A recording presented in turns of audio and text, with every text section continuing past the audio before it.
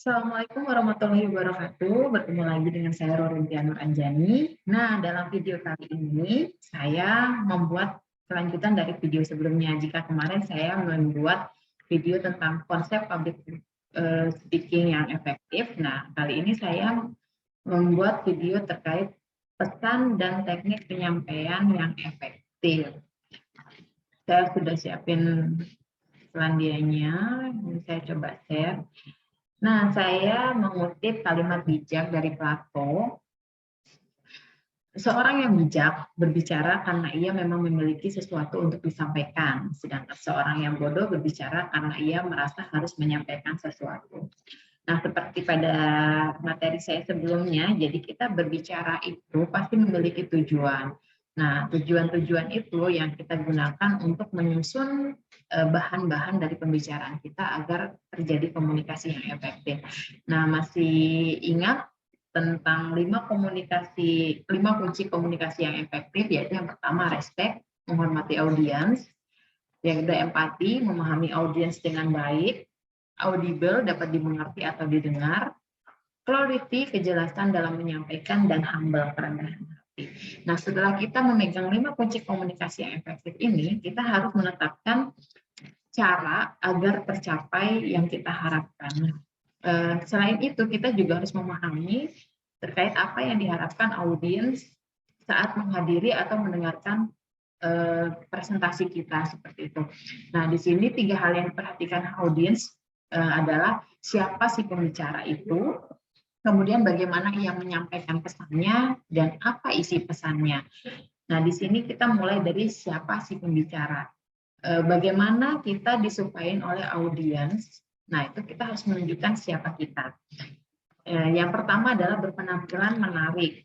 Di sini ini poin yang sangat penting, ya, berpenampilan menarik, karena kita harus memperhatikan dari segi pakaian, tata rambut kita, atau kalau yang perempuan berhijab mungkin dari hijab kita.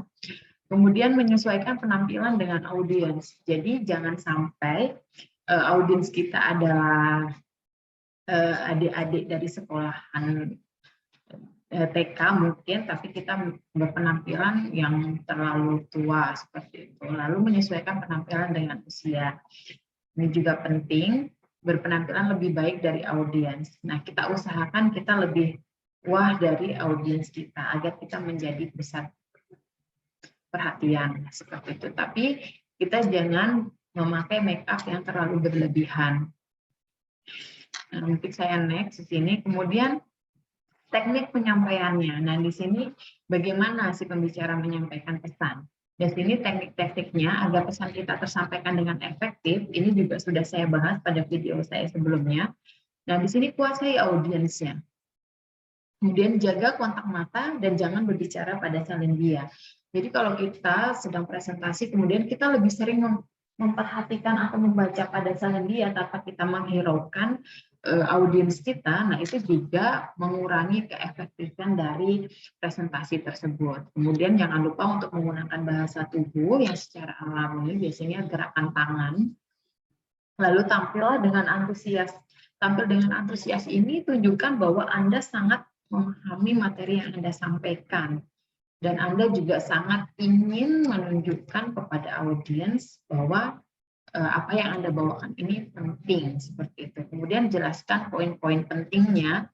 Nah, di sini tentu Anda harus mengerti sebetulnya dari percakapan Anda poin-poin pentingnya di mana. Kemudian atur suara. Nah, si atur suara ini sudah saya jelaskan juga di video saya sebelumnya tentang teknik-teknik mengatur suara dengan belajar pernapasan, kemudian menekankan kalimat-kalimat penting, intonasinya, kemudian belajar untuk berhenti sejenak. Nah, itu juga penting. Lalu di sini apa isi pesannya? Jika pesannya di sini harus yang efektif, relevan dengan tujuan berbicara. Nah, di sini pentingnya tadi kita memegang tujuan dari kita presentasi itu di sini, karena kita harus mencari bahan pokok bahasan itu yang efektif, ya, relevan dengan tujuan kita berbicara. Lalu efisien. Usahakan presentasi yang kita sampaikan itu singkat, padat, jelas agar tidak mudah dilupakan oleh audiens dan audiens tidak perlu merekam terlalu banyak kalimat yang berulang-ulang. Kemudian di sini runtut atau terstruktur.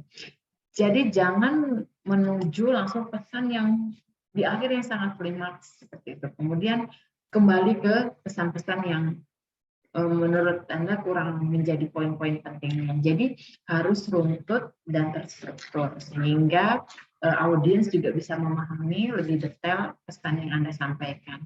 Kemudian berbobot. Nah, di sini usahakan mencari materi-materi yang memang sangat penting dalam tujuan Anda berbicara ini. Jangan terlalu banyak materi-materi yang sebetulnya audiens pun sudah tahu seperti itu.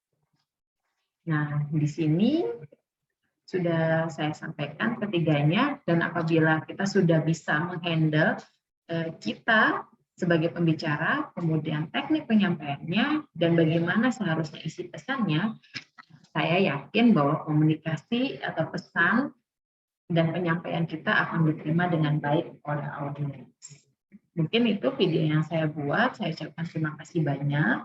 Semoga bermanfaat.